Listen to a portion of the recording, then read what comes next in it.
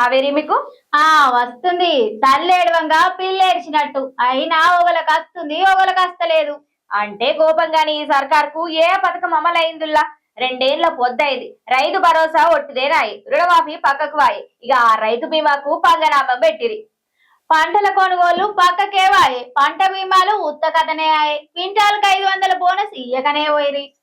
ఇప్పుడు కొత్త రాగం వినబడుతుంది. వ్యవసాయానికి ఉచిత విద్యుత్ మంగళం అనే వార్త గుసగుసైతే వినబడుతుందినులా. ఉచిత కరెంటుకు మంగళం వాడే పనులున్నదట కాంగ్రెస్ పార్టీ.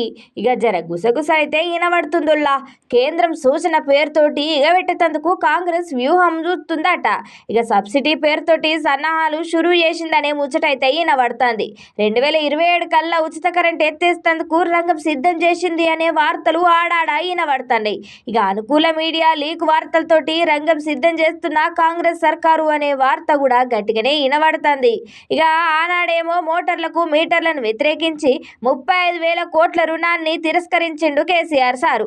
ఇక ఇయాలనేమో అధికారంలోకి వచ్చి 2 ఏళ్లు తిరక్క ముందే రైతు భరోసా ఎగ్గొట్టిరి. ఇక రుణమాఫీ పక్కకు పెట్టి రైతు బీమాకు పంగనామాలు పెట్టి పంటల కొనుగోళ్లు పక్కన పెట్టి పంటల బీమా ఊసెత్తకుంటా కింటాల్కు 500 ధాన్యం బోనస్ ఇయ్యకుంటా ఇక చివరకు వ్యవసాయానికి ఉచిత విద్యుత్ దూరం చేసే కుట్ర తెరలేపుతుర్రు కాంగ్రెస్ ఒళ్ళు అని ఆడాడ వార్తలైతే వస్తున్నాయి. ఇలా నిజమెంతనో తెలియదు కానీ ఇక ఇట్లయితే రైతులకి మస్తు కష్టమేగా పొర్రి.